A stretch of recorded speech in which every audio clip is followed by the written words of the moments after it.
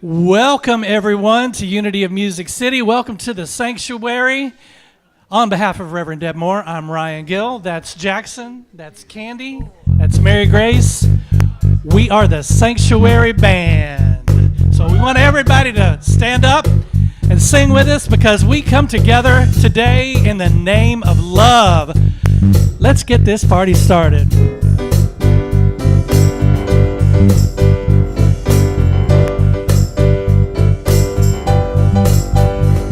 Take a look at the person next to you.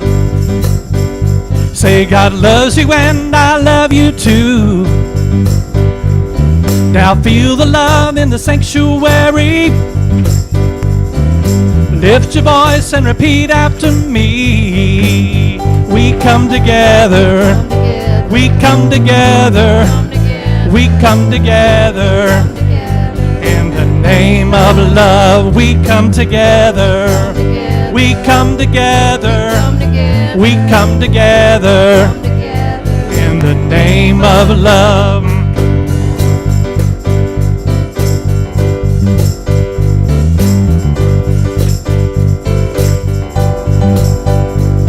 Now look at the person next to you. Say, I recognize the God in you. Now feel the love in the sanctuary. Lift your voice and repeat after me. We come together. We come together. We come together. In the name of love, we come together. We come together. We come together. In the name of love. From every walk of life, every creed and color, in kinship we unite, in honor of the God and each other. Take a look at the person next to you. Say, namaste, I bow to you. Now feel the love in the sanctuary. Lift your voice and repeat after me. We come together. We come together. We come together. In the name of love, we come together. We come together. We come together. In the name of love. We come together. We come together. We come together. In the name of love. We come together. We come together. We come together. In the name of love. 1, 2, 1, 2, 3, 4.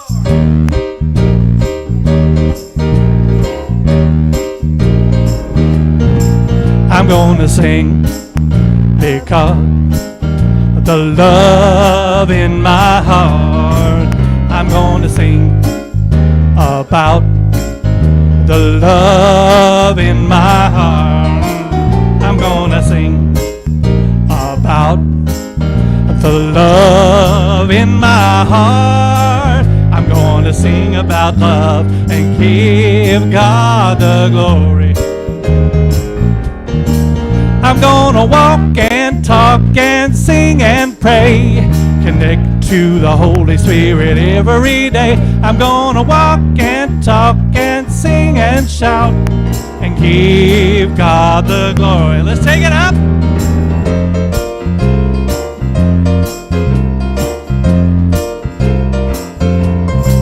I'm gonna sing about the joy in my heart. I'm gonna sing about the joy in my heart. I'm gonna sing about the joy in my heart. I'm gonna sing about joy and give God the glory. I'm gonna walk and talk and sing and pray, connect to the Holy Spirit every day. I'm gonna walk and talk and sing and shout and give God the glory. Take it up.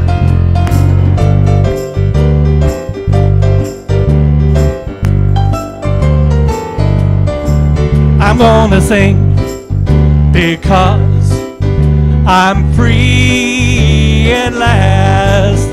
I'm gonna sing because I'm free at last.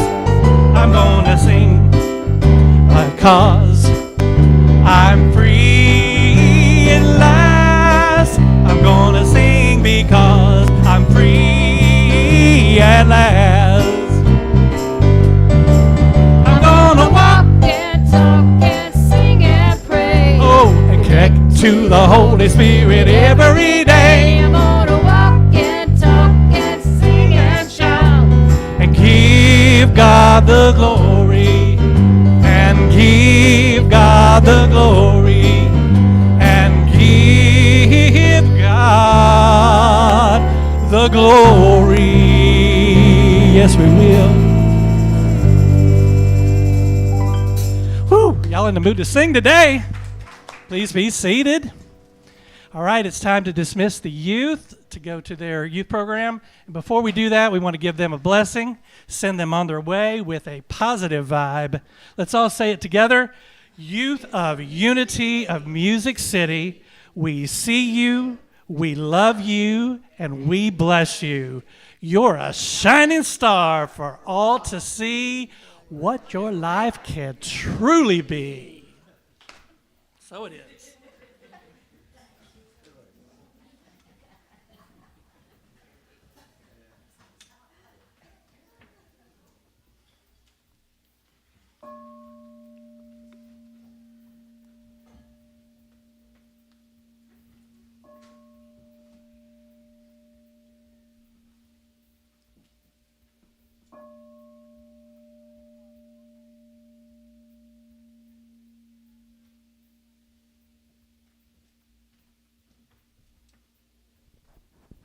Good morning, Unity of Music City. Good morning.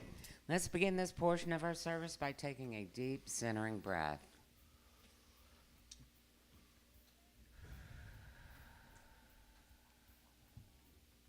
Today's centering thought is, perseverance is an essential element of my spiritual walk. Nowadays, with 24-hour news stations and social media, we are bombarded with negative news. When it seems like all the good work people do is never seen, we should all be reminded of this quote from Martin Luther King Jr. When our days become dreary with low hovering clouds of despair, and when our nights become darker than 1,000 midnights, let us remember that there is a creative force in this universe, working to pull down gigantic mountains of evil, a power that can make a way out of no way and transform dark yesterdays into bright tomorrows. But guess what? Love always wins. Yes. We've all experienced this and know in the depths of our soul, there are so many reasons to be hopeful.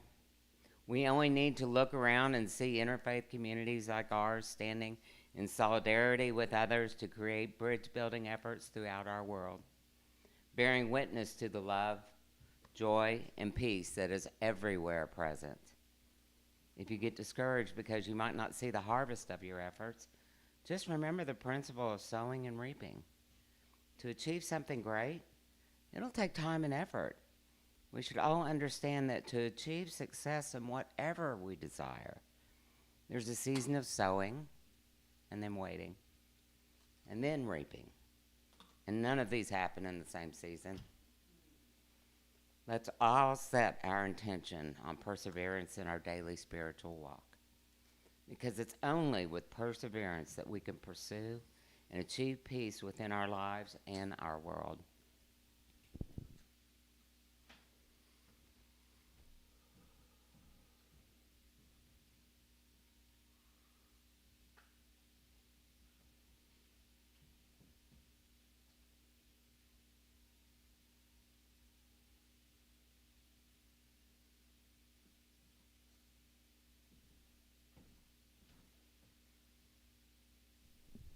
And now please repeat these affirming statements after me. I know to the depths of my soul that love always wins. I know to the depths of my soul that love always wins. I live in the love, joy, and peace that my spiritual walk gives me. I live in the love, joy, and peace that my spiritual walk gives me.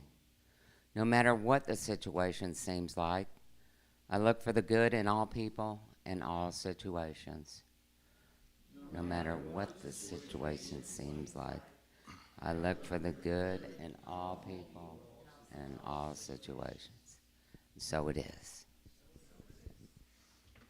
Can I get an amen? That's right. Well, welcome to Unity of Music City, everyone. So happy that you are here today and being a part of this spiritual community. And, you know, sometimes we have a tough time walking our spiritual walk, but because we are together in this spiritual walk, we can support each other. And so we can see the light in our spiritual walk just by being here on Sundays and coming to classes and being a part of this vibrant community. So thank you for being here. Thank you for all you do for this spiritual community. And as proof of all that we've got going on here, I think we've got some announcements. And let's welcome back Julie.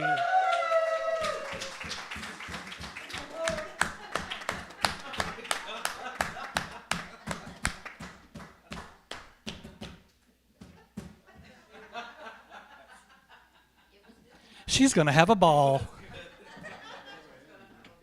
I promise no ball jokes. Thank you. And I only had one drumstick. So who attended this beautiful cardio drumming? Because the Instagram, oh my goodness. So Steph out there, and she said another one's coming up. So we're going to read about that in just a second. And it's Annette's ottoman now. Make yourself at home. There we go. All right, so yeah, it's good to see everybody. Happy month of love, and you know, I don't have any Super Bowl jokes because it's all about the halftime show, I think, for a lot of us. But anyway, I have a couple of Valentine's Day jokes because I know I can't let Benita down.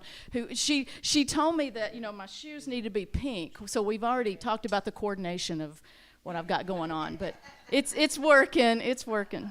So. And you guys look great out there in all your Valentine things and hearts and whatnot. So, happy Love Month.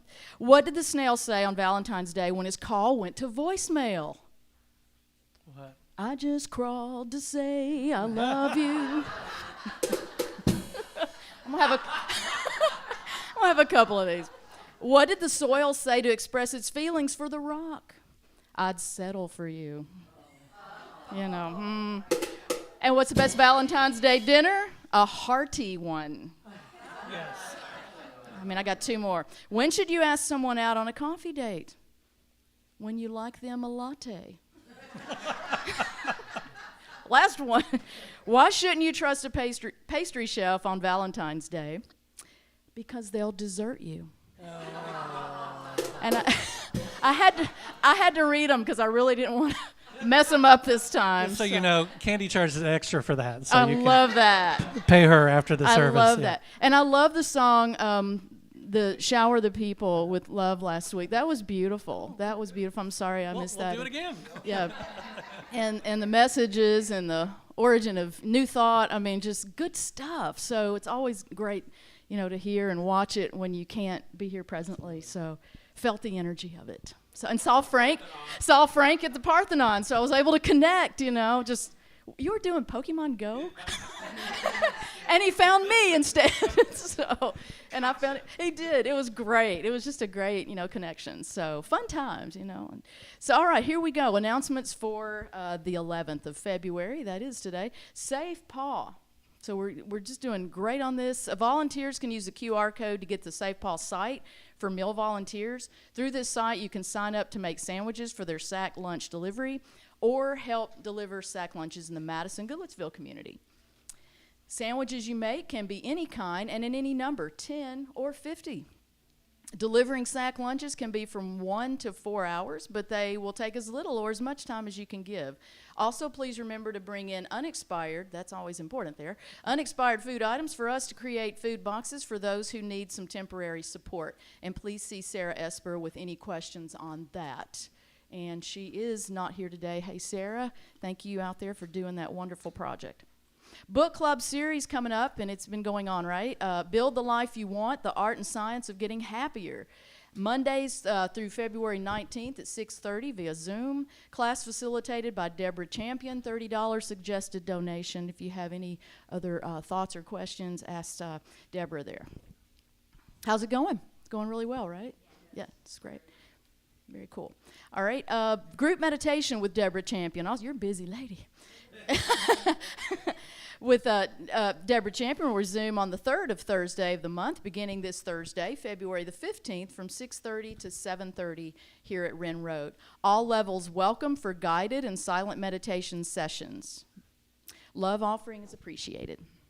Little, big, move and groove and paint, Saturday, February the 24th.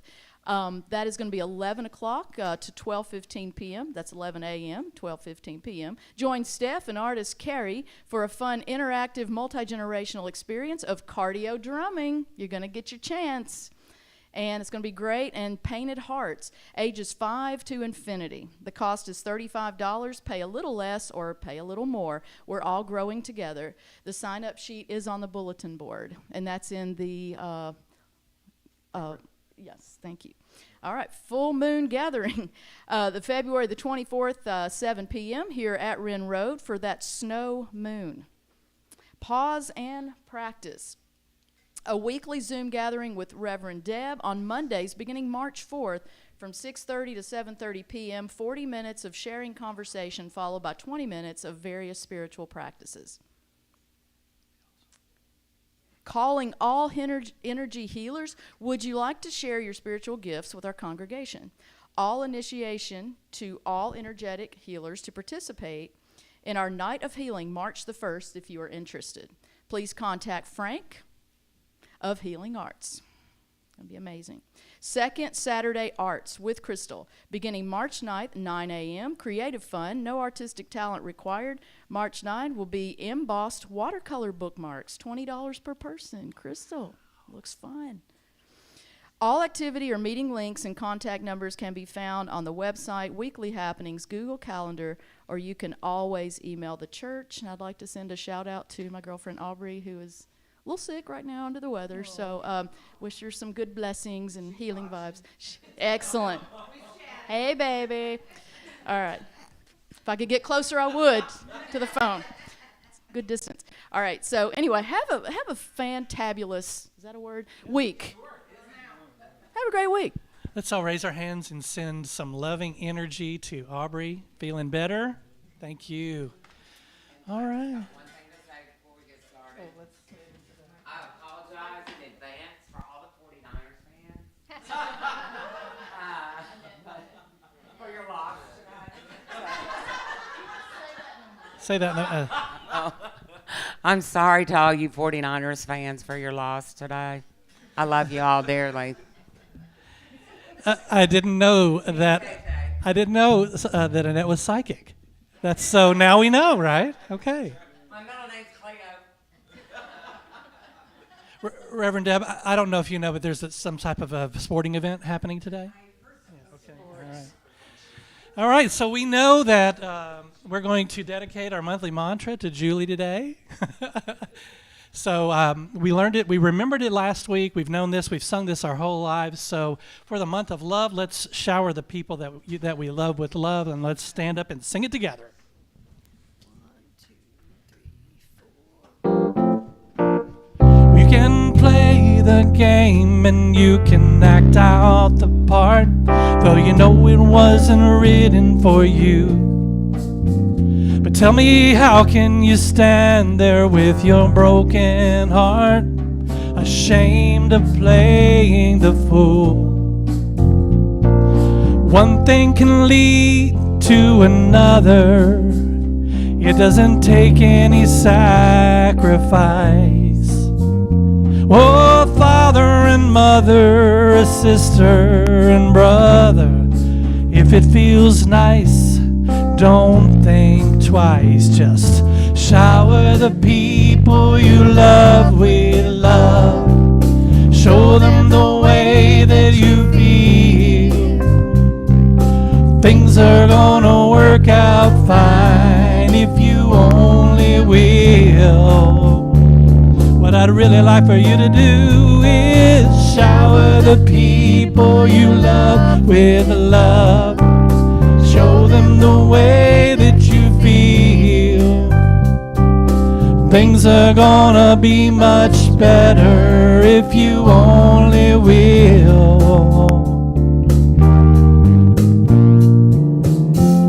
You can run, but you cannot hide.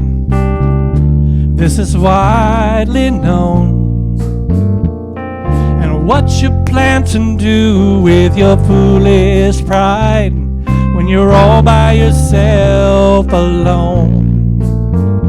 Once you tell somebody the way that you feel, you can feel it beginning to ease. I think it's true what they say about the squeaky wheel, always getting the grease. So it's better to shower the people you love with love.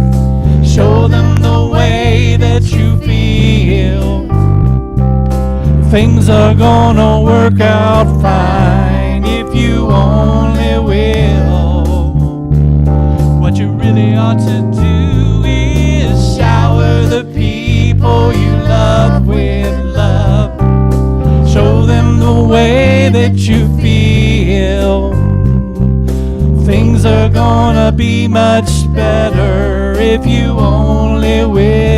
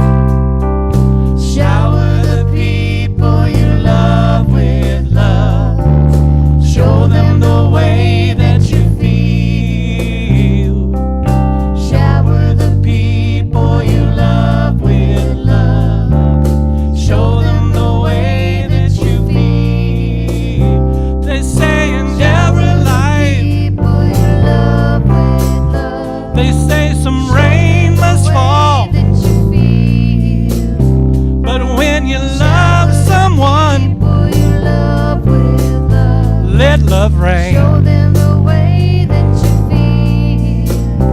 Make it rain. Love, love, love, the sun shower. That you feel. Make it rain. Love, love, love, the sunshine. That you feel.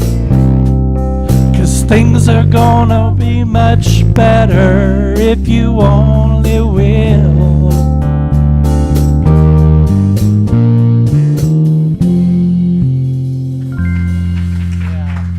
Thank you. Please be seated.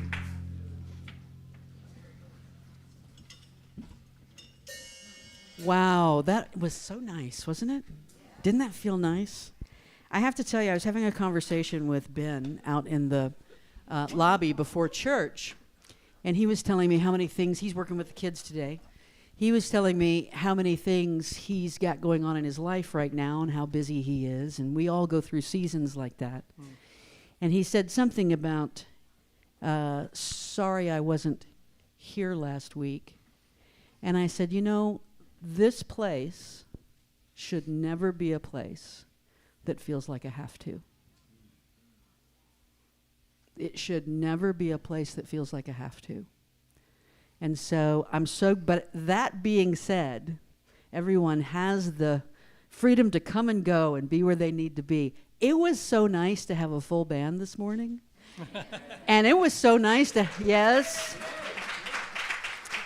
We're glad Mary Grace is feeling better. It was so nice to have Julie back.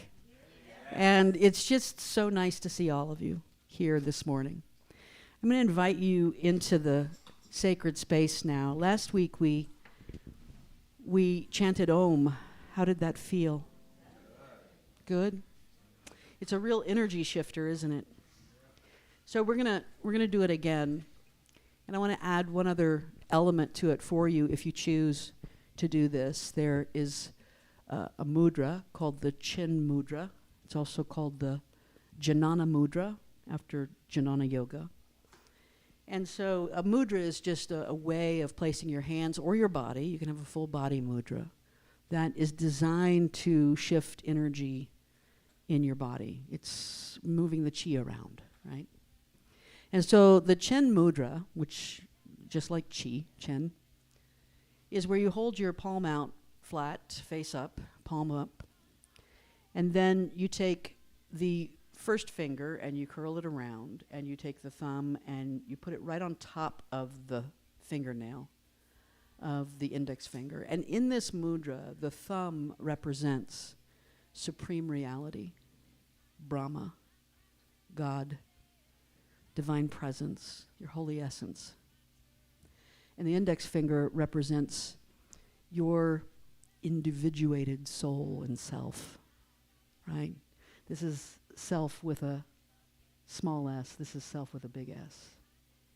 We put it right on top to show that ultimately it's all self with the big S, right? And so this is the mudra that is associated with the Maha Mantra. Om. Maha always means great. And Om is referred to as the Maha Mantra, the great mantra. So I invite you to close your eyes if that feels comfortable, to settle into the place where we are one. I will begin chanting Om. We will chant it 9 times. You can join whenever you feel comfortable, if you choose. We start with a big breath in.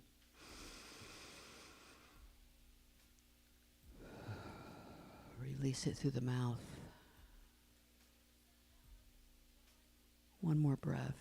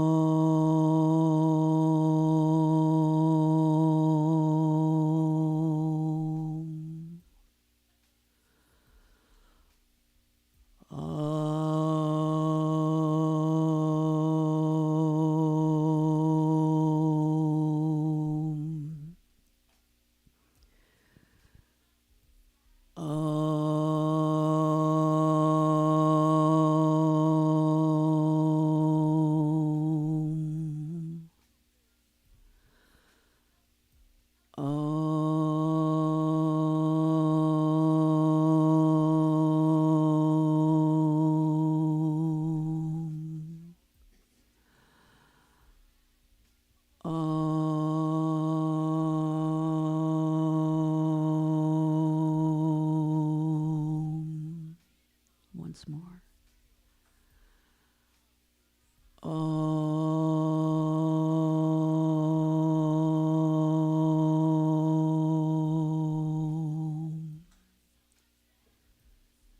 Be in that energy, in the stillness.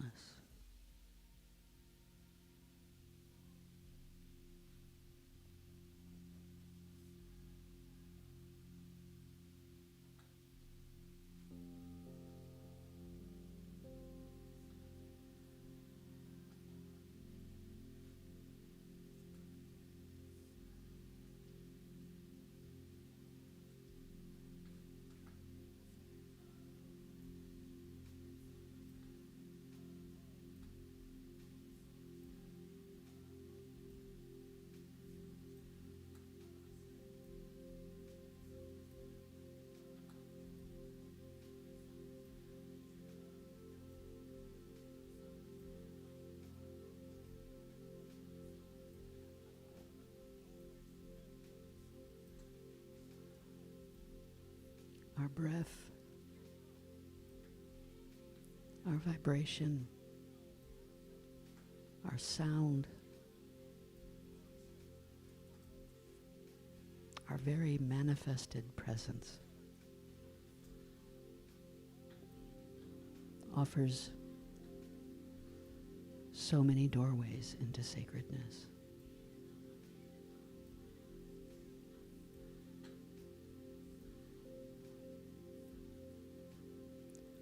We are each separate facets of a great diamond.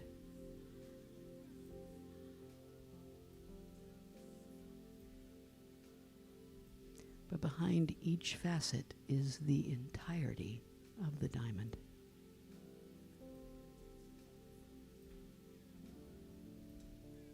We are individual and we are one.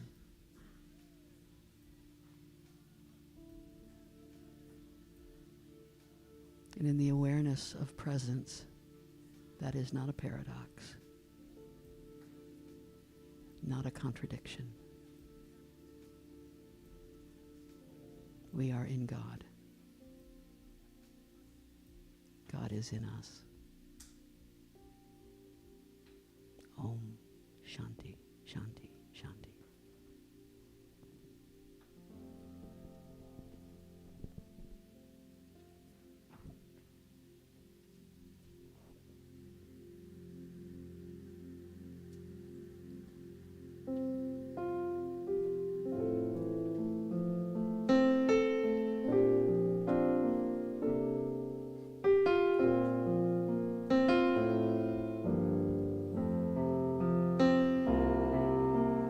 I am in God.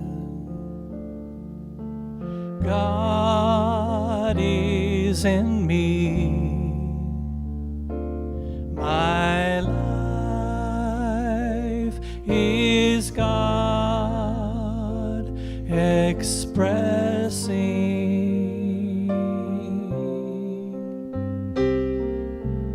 I am in God.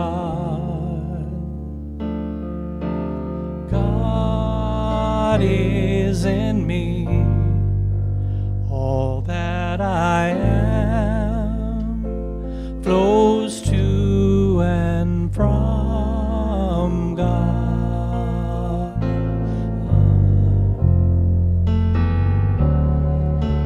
I am in God. God is in me. My life is God expressing.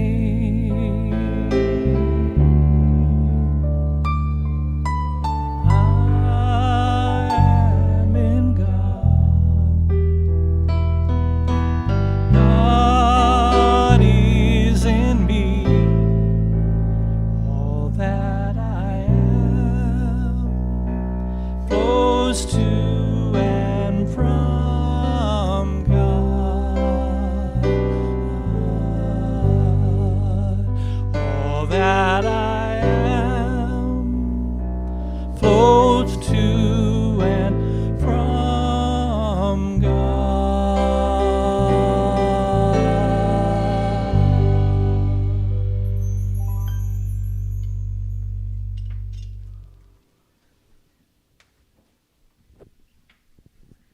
I try to wear a sweater and it just doesn't last very long. We're at that age, my friends. We're at that age. So, yesterday was a wonderful class here at 10 o'clock. Frank led a class on the Year of the Dragon. And I love it was an amazing class. The great thing was that the board president was there, and so he was very quick to find out how many people were here for the very first time and to get them literature about Unity of Music City in their hands. There were probably 10 or 12 people here for the first time in our building. So it was great to have that. I so appreciate Frank circling in his network and people who follow his work to be mutually beneficial with what we do here. So this is a really special year for me. I was really anxious to go to that because it is the year of the wood dragon. And I'm a wood dragon, right? So that only happens on your 60th year. I'm going to be 60 this year, and I'm I know. I'm practicing having that sentence come out of my mouth. I'm going to say it as many times as I can. And so I was anxious to come. This is my big 60 year. I was really, really pleased when Frank said, I am super, super jealous of wood dragons who are entering this year. So I'm looking forward to what all the year brings. And you know, I love this place. I'm so invested in this place. This is central to who I am on the planet. So good things that happen for me usually have something to do with good things happening here. So I am really looking forward to that. I'm a radiator. A radiator.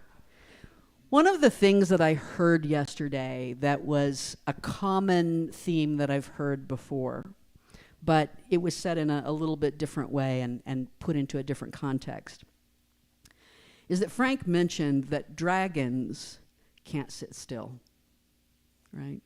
They're the only mythological creature in the Chinese astrology pantheon. They operate in 3 domains. See, I was listening. I had 4 pages of notes. They operate in 3 domains: the sky, the sea, and the earth. And because when they're flying around, right, dragons can't just like glide like an eagle or like a crane or something like. They have to keep flapping. They have to keep flapping their arms. They have to keep moving. And perhaps no other idea has more clearly described my life than that one comment right there. And so for me, stillness has been a central part of my work in my spiritual journey, right? Being able to really not just create stillness, but become stillness. So for those of you who say, maybe I can't meditate, I've tried, I don't know what, I can't sit still. If this dragon can do it, you can do it.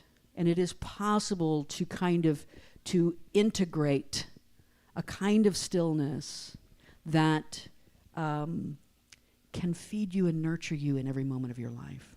So one of the things that I noticed because of this dragony aspect of my character, you might not have ever known this, it might have slipped right by you, but sometimes I'm flapping my arms really, really hard. Sometimes that comes out as speaking really quickly, right? Sometimes that comes out as I've got to get this point across. Sometimes that comes out as I've got to stand in the back and help generate the energy and get the energy up in the room before I get up there. So all of this kind of, you know what, anybody relate to that? Anybody relate? My mama was the hostess with the mostest, so that also came out, and when we'd have people over, I'd have to be like constantly in motion. So we're going to take this study slowly. That's my intention. My intention is that we take this study slowly and that I remember to be present in it at every moment, right? When I start to flap my arms, just tell me, you're on the ground, dragon. You don't have to fly right now, all right? So the Bhagavad Gita deals with this same question because that's central to how should I live? And I think it's been the central question to my spiritual journey. Isn't that what we're ultimately trying to find out? Who am I supposed to be? How do I show up? How do I live? Just tell me what to do, right? Last week I shared a quote from Emerson. This week I've got a quote from Henry David Thoreau. And he said, "In the morning, I bathe my intellect in the stupendous and cosmogonal philosophy of the Bhagavad Gita, in comparison with which our modern world and its literature seem puny and trivial. The reader is nowhere raised into and sustained in a higher, purer, or rarer region of thought than in the Bhagavad Gita." Right? High praise from one of America's great thinkers. Cosmogonal, by the way, is a word that means having to do with the origin of the universe, the whole cosmos, but source, where did we come from? The philosophy of the source of it all, right? And for so many people, it's been in the Bhagavad Gita. So let's dive in a little bit. By the way, I have Saraswati on my shirt today. She's the goddess of art and music and knowledge and flowing water. And she's also over there. We don't know who put that. Anybody know who put that? Sir? Oh, that's Deborah Champion Saraswati over there. All right. So the very first thing that happens in the Bhagavad Gita is that we get the setting. I had someone say to me last week, someone gave me a copy of the Bhagavad Gita. They thought I'd really like it, and I couldn't get past the first couple of pages. And if you don't get past the first couple of pages, you will miss all the goodness, right? Because Bhagavad Gita is kind of, we have a term in literary studies called a frame story. And that's where you have a story kind of within a story. You build an outside frame, right? And then within it is the real story. The Canterbury Tales are told that way. There's a lot of different kind of ancient works that are told that way. So in the frame, in the outside frame, you have these two characters that will not be important to you at all. They are the poet Sanjaya and King Dhritarashtra. Dhritarashtra is the best way I know how to say that, right? And the king says, tell me about this great battle that took place. And the poet says, okay, I'll tell you the story of this great battle that took place. And they begin setting the stage, right? So the Bhagavad Gita, let me first set the stage with you about the Bhagavad Gita in regards to this. It's dated to about 500 to 200 BCE, so it's being written about the same time as the great Greek ancients, Socrates, Plato, and Aristotle, right? It's just a little bit after the era of Buddha, a little bit before the era of Jesus. It's part of the Mahabharata. The Mahabharata is this huge, huge, huge epic story about the origin of India. Maha, great, right? Maha means great. Bharat is the Indian word for India, right? Bharat. In the West, we have BP, British Petroleum. In India, they have Bharat Petroleum, right? So they still have BP. It's a different company, but that's what they have. So the Mahabharata, right, is the great story of India. The entire Mahabharata is about 15 times the length of the entire Judeo-Christian Bible. It's massive. It's epic. Like you could spend your life studying the Mahabharata and only that, right? It is said to have been written by Lord Ganesha. And in this story, the poet Sanjaya is telling King Dhritarashtra about this battle. And in the battle, so chapter 1 is all about setting up the battle. It's going to be a great battle. There's all these people. There are drums being, drummed, and people are playing conch horns, and we're getting ready to throw down. And there's two primary characters in the Bhagavad Gita, Arjuna and Lord Krishna, right? Lord Krishna is serving in this story as the charioteer. He's driving the chariot. Arjuna is an archer. He's got his bow, he's got his arrow. He's going to be in the back of the chariot, right, as they're running around. This great battle is going to happen, and Arjuna asks Krishna to drive him out into the center. There's already, they're getting ready. The horses are stomping, and the drums are playing, and all this stuff. And he says, drive me out to the center of the battlefield. I want to sit right between these two armies that are about to fight each other, right? I want to look at them. Keep in mind that the Bhagavad Gita is written with heavily patriarchal language, so everything is all about boys, all right? But we can make it about all of us, right? Page 43, let me look at this. They ride out into the middle of this battlefield, and Arjuna says, my mind reels. I see evil omens, Krishna. No good can come from killing my own kinsman in battle. I have no desire for victory or for the pleasures of kingship. What good is kingship or happiness or life itself when those for whose sake we desire them, teachers, fathers, sons, grandfathers, uncles, fathers-in-law, grandsons, brothers-in-law, and other kinsmen, stand here in battle ranks ready to give up their fortunes and their lives. And he's grieving. At the end of chapter 1, it says, having spoken these words, Arjuna sank down into the chariot and dropped his arrows and bow, his mind heavy with grief. Heavy. Can you imagine? He's got kinsmen on both sides. No matter which side I fight on, I'm supposed to fight on this side, I've got kinsmen on both sides. Now, Krishna, the charioteer, is known in Hinduism as the Lord of protection, compassion, tenderness, and love. He is essentially the Christ figure of Hinduism.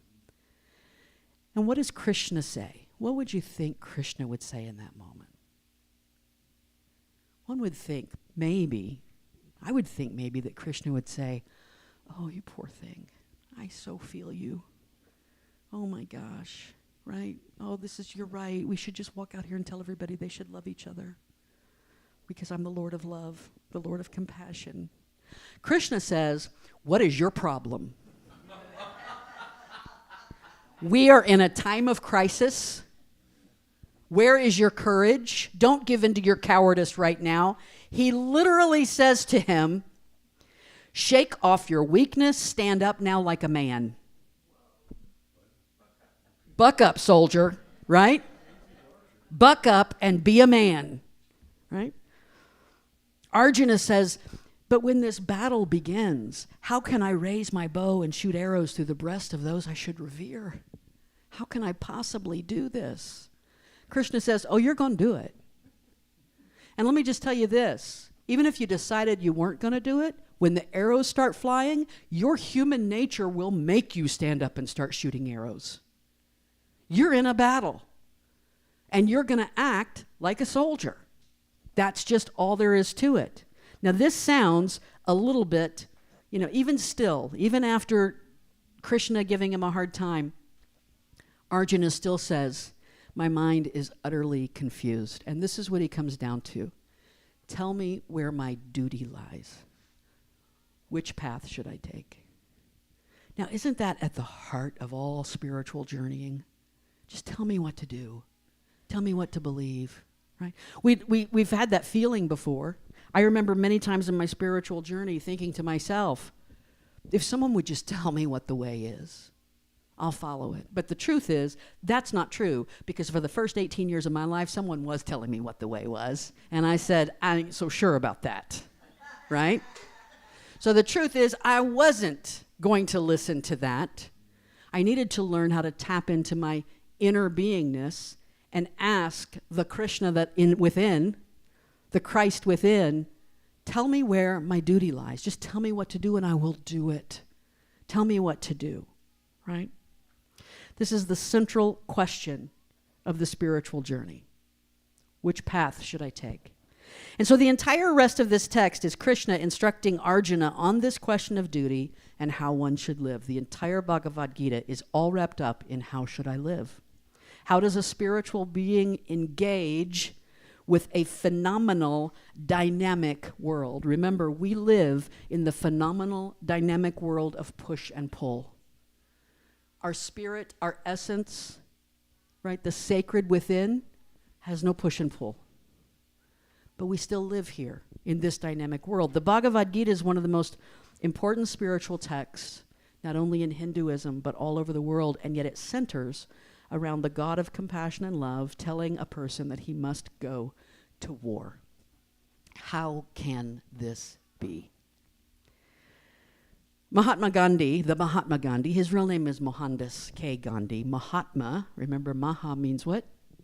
Great. Atma means soul. Ultimately, everyone's goal is the Atman, right? To align with the Atma within, the soul within. So Mahatma means great soul, right? And Mahatma Gandhi, the Mahatma, is affiliated with nonviolence. Remember? That was his whole way, was nonviolence. He loved the Bhagavad Gita. He said, even when I first became acquainted with the Gita, I felt that it was not a historical work, but that under the guise of physical warfare, it described the duel that perpetually went on in the hearts of mankind. In this dynamic push-pull world that we live in, our very existence can sometimes feel like a battlefield. There are advances and there are retreats. There are times when we have to be strategic. We have to have a plan of attack for that problem, right? We're constantly engaged in what might be considered the battlefield of personality, the battlefield of ego. So in a way, the battlefield scenario here is perfect. And also keep in mind that in the era when this was written, the battlefield was much more common and much closer to where people actually lived than it is to us, right? This was a very common occurrence. So now we're in chapter 2, and this is where Lord Krishna begins to teach. And there are 3 clear lessons that I see coming out of chapter 2. And here's the first one. The Bhagavad Gita, chapter 2, lesson 1 is this. The eternal cannot be temporal. The temporal cannot be eternal. Krishna says to Arjuna, never was there a time when I did not exist, or you, or these kings, nor will there come a time when we cease to be. Right? He basically goes on to tell Arjuna that he is grieving in advance. He's grieving in anticipation of people dying. Now, this is kind of a toughie, right? Because we grieve in our ego self, and every one of us has lost something. We grieve, right? Every one of us has felt the pain. My sister, a week ago, had to help her little puppy dog cross the Rainbow Bridge. And those of you who have experienced that know that it's just about the worst thing you can experience. I am not completely sure why that is even more painful than human death, it feels like. But, it is. They're there, the embodiment of unconditional love. And that pain is real. And I'm not diminishing it when I say this, but I'm here to tell you that it is the pain for the loss of something that was temporal, and it was always going to be temporal. Everything born into manifestation in this temporal world will also go. It will also go. And that's a toughie, right? We carry a lot of, it's not the kind of thing that I want to say to someone suffering loss. Well, don't worry about it. You didn't lose anything that was real. That's not the kind of, I'm not going to say that at someone's, in someone's grief. But for our own purpose, when we can begin to step into our sacred space and realize, sit in the oneness where there is no loss, there is no gain, there is no push, there is no pull, and say, in this space, I've lost nothing. There is no loss. The essence that was this being never dies, right? This part of the Gita, this lesson, I believe is one that we could spend many, many years on. And we would basically take off one onion layer at a time. You don't hear this the first time and go, oh, okay, no problem. Right? You have to sit with it for a while. Our personality fights against it. Right? And it doesn't diminish. I've lost people in my life, and I still feel the pain of the loss. But I also can impact the ego experience of that the more that I connect with my sacred identity and remember what is eternal, right? Physical sensations, cold and heat, pleasure and pain are transient. They come and go, so bear them patiently. Everything comes and goes, right? My grandfather used to say, well, now then, everything gets over with, right? Everything gets over with. The Gita says it this way, non-being can never be, being can never not be. Non-being can never be. And we know what our beingness is. It's not our ego, it's not our emotional self, it's not our pain body, it's not it's the observer. It's the eternal part of who we are. Right? We feel the grief in the person for the person that we lost. But the divine presence we are lost nothing, because the divine presence they are can never not be.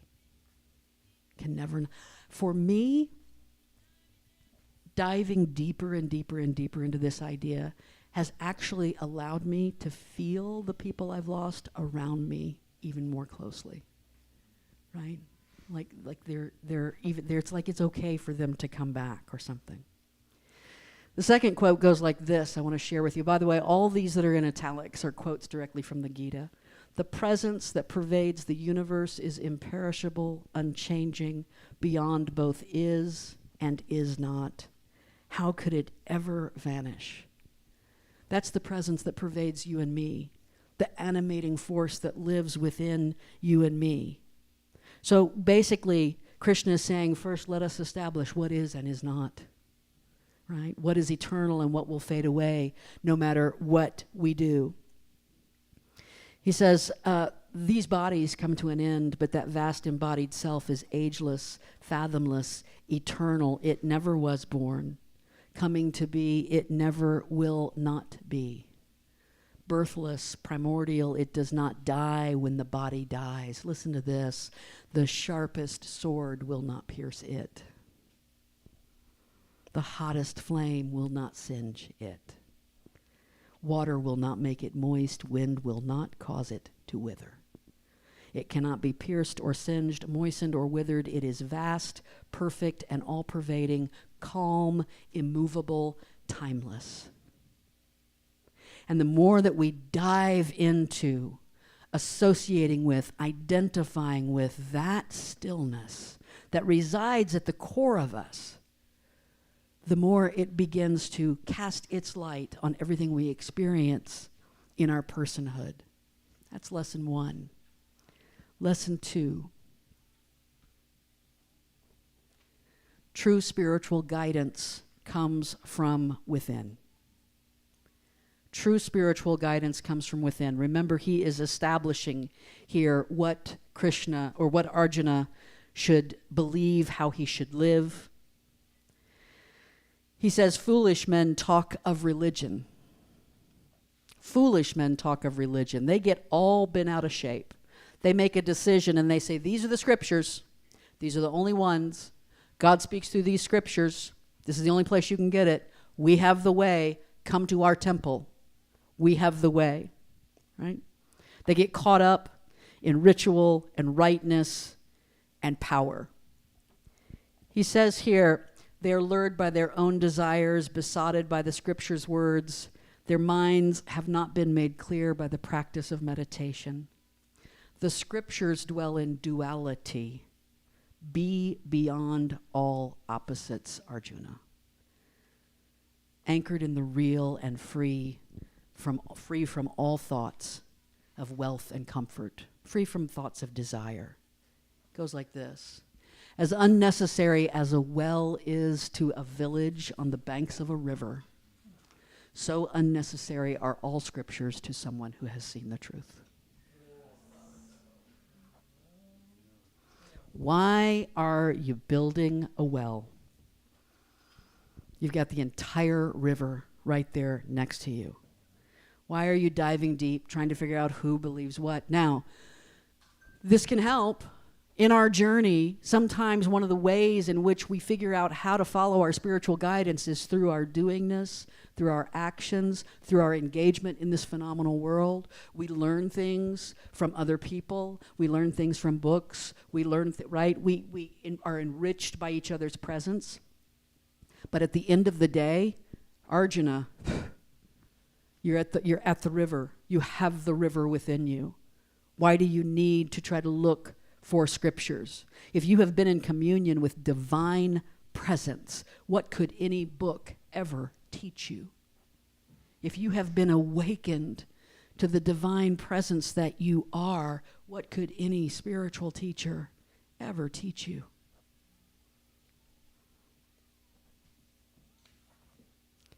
When your understanding has passed beyond the thicket of delusions, there is nothing you need to learn from even the most sacred scripture. Right? There is nothing you need to learn.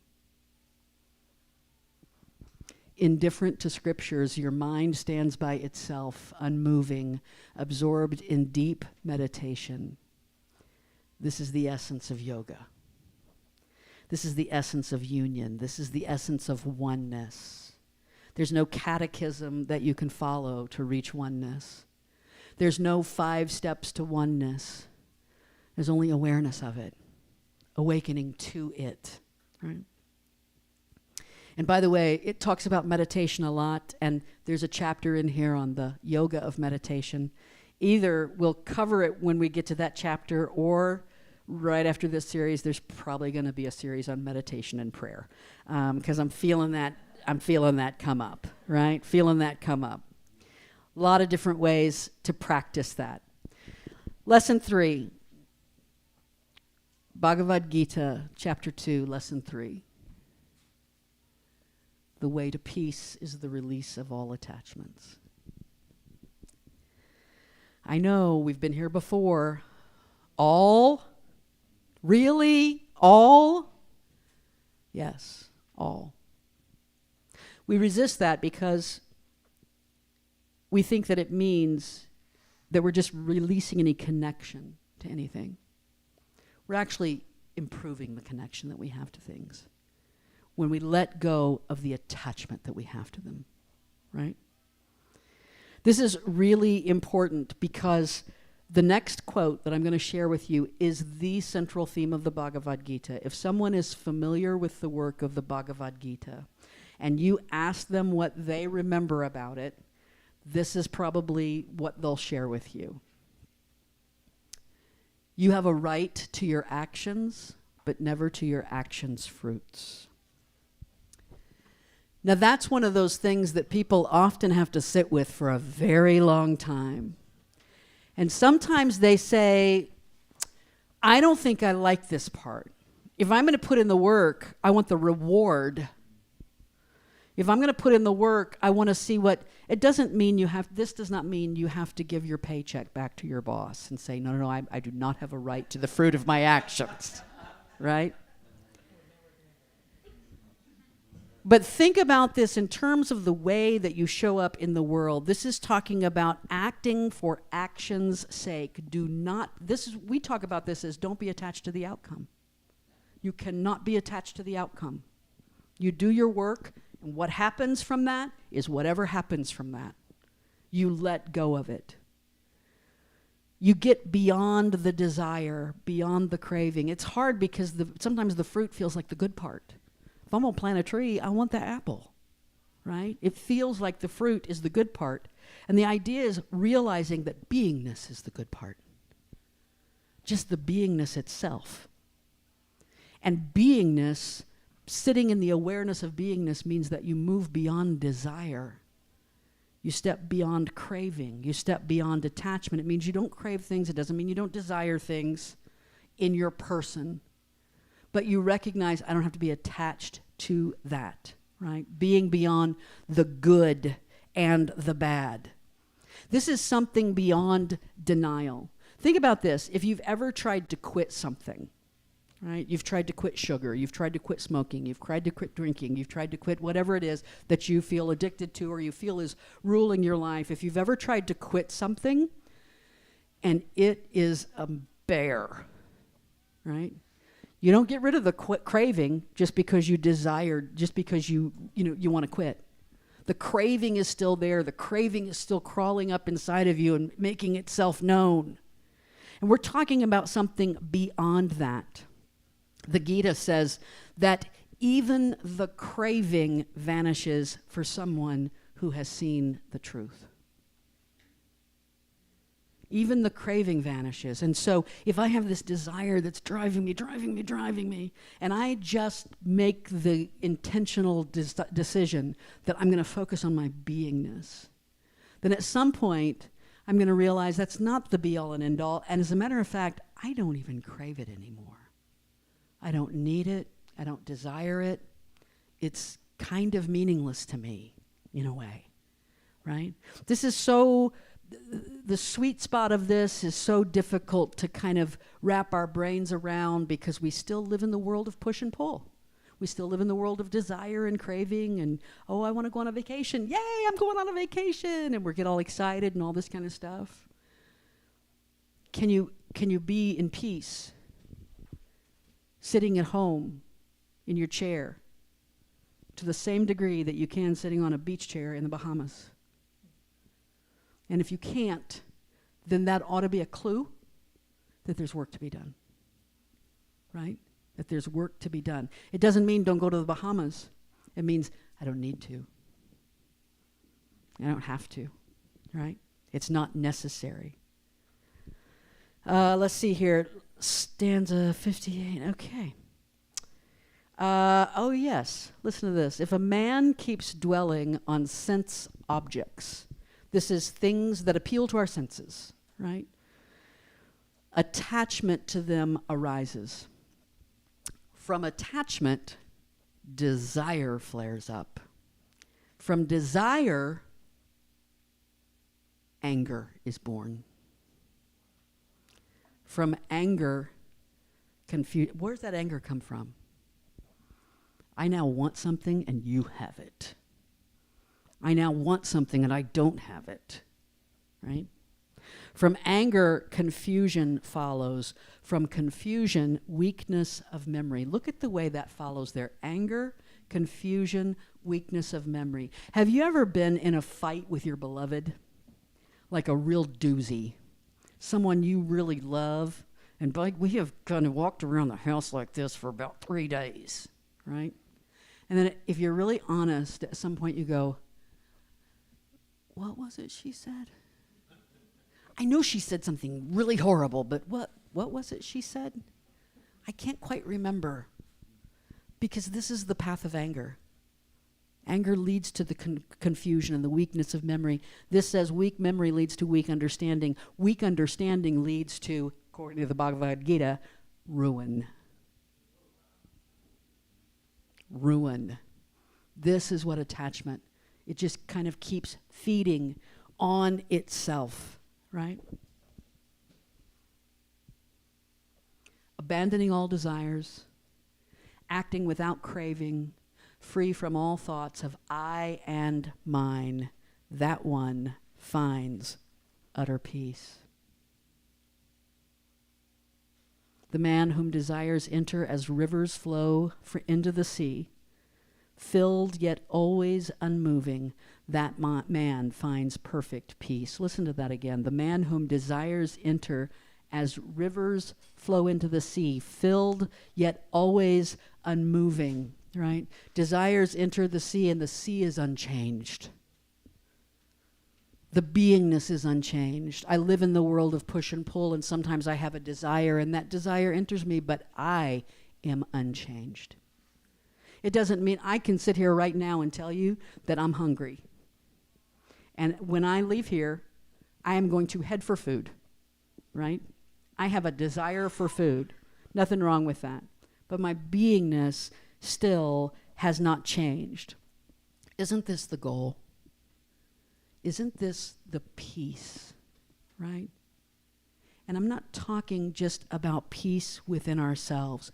What if we're able now to bring that utter peace into this dynamic push-pull world, and we're able to have peace in every interchange with every person? It's no longer a battlefield, right? We live from a place of peace because you know what? I don't need you to do anything. I don't have any desire that you need to fulfill.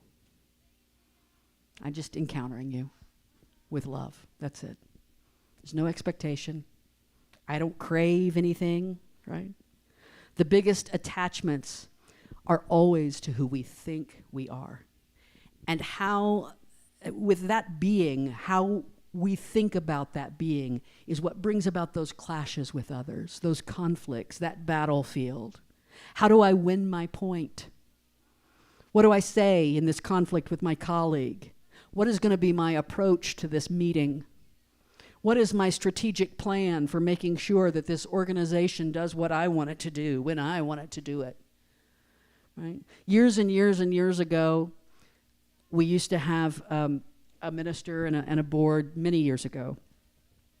And they used to brag about the fact, and this is good. I mean, I'm not putting them down. They used to say, every single decision is unanimous. Every single decision of the board is unanimous. Yeah, on one hand, that's a really good thing, I suppose. It could be a good thing. But there are also ways in which that can also be reflective of one really influential, persuasive person, right? Coming in and figuring out how to whip votes, right? And it's human nature. We've all done it. We've all done it. We've all walked into a meeting going, okay, how do I get them to see the way I see it? What if we're able to step out of the battlefield? What if we're able to engage with people simply from a place of peace and love, because I don't need this organization to do anything. I don't need my college to do anything. I don't need my boss to say anything. I don't need anything from anyone in that regard. I don't need to control the way they behave. I don't need to win the battle. What if in all those moments we remembered simply that we have the right to our action? In fact, it is our duty to do what is in front of us, but we do not have the right to the fruit of the action. I have the right to go into a meeting when the executive council meets and say, hey, this is the way I see things. That's my ethical responsibility to that part of the organization. But then I let it go. And if the rest of them say, well, you are blind, that is not the way to see things at all. Okay. Okay. What about just saying, okay, let it go? That is a choice. That is a possibility. We can't control the outcome anyway. What we can do is live in peace. We can remember what is eternal and what is temporary, what is real and what is a dream. We are living for a time. We can take the time and make the space to go deep within where our true spiritual guidance lies. There is a river of truth and love and peace and joy and beauty and freedom rushing right through the center of our beingness always. And we run around trying to find the material to build a well. Right? We can recognize our attachments and the damage they cause, the peace they steal, and learn again to release, release, release. The message of the Gita is ultimately a guide to realizing oneness. The whole purpose is to help us see our divine nature, and in understanding that divine nature, to be clear and certain about how we are to be in this dynamic world. We don't have to leave one to be in the other. We don't have a separate being that sits in meditation and then we're going to go out and be the person out here. They can begin to blend. They can begin to become one. It is possible to live in this phenomenal world with oneness as our reality, front and center. Namaste.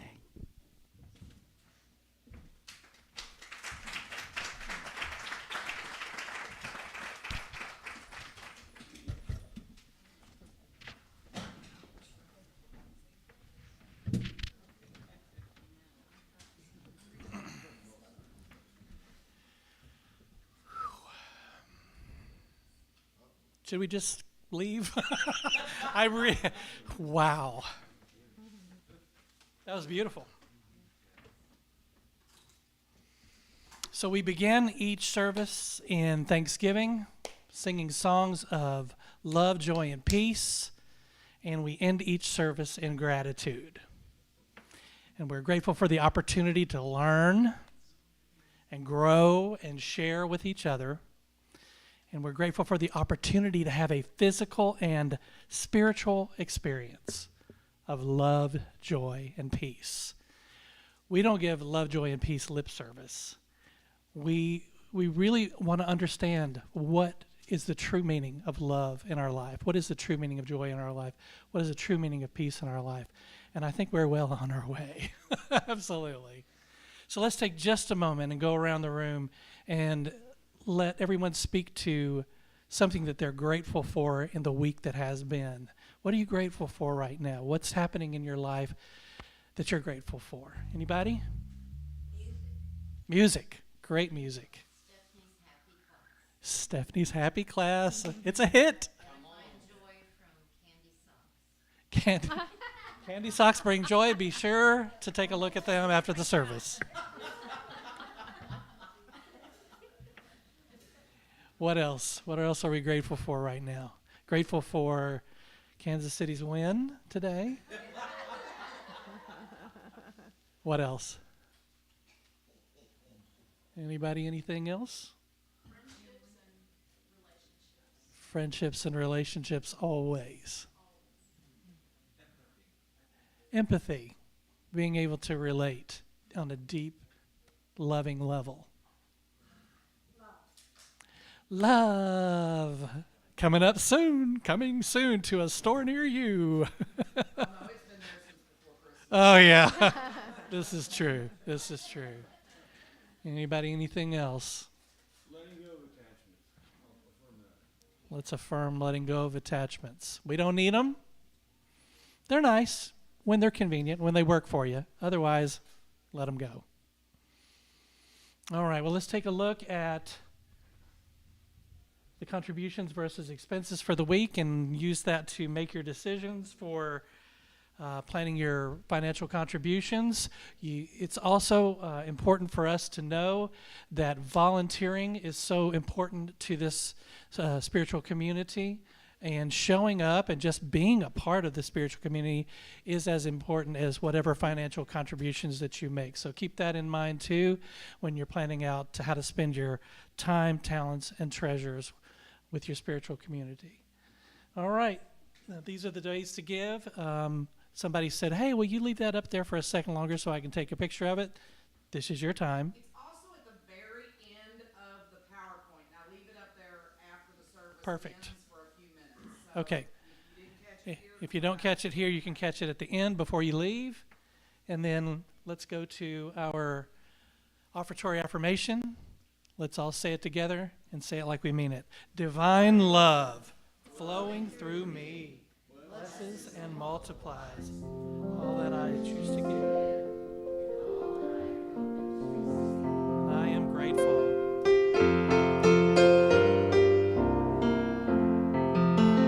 I am grateful for another day of living.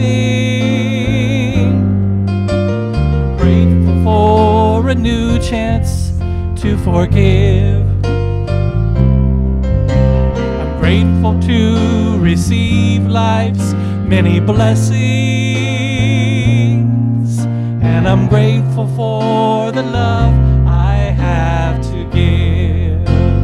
I am grateful for another day of living. I am grateful for a new chance to forgive.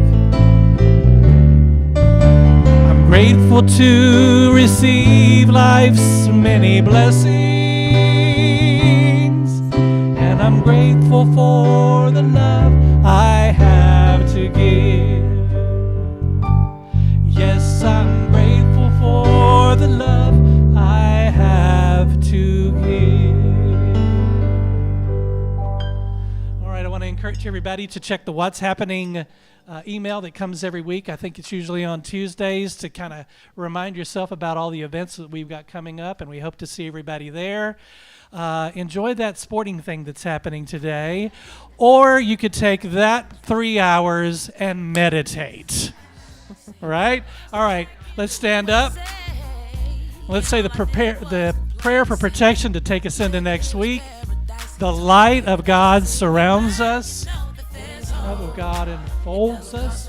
The power of God protects us. The presence of God watches over us. Wherever we are, God is, and all is well. We've got some music happening here.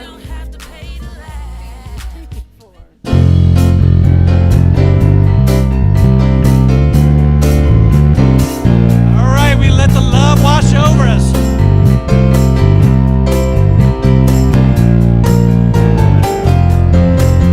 We let the love wash over us.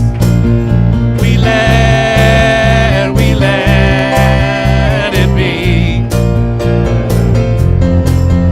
We let the love wash over us. We let it be. Let the peace wash over you. We let the peace wash over us.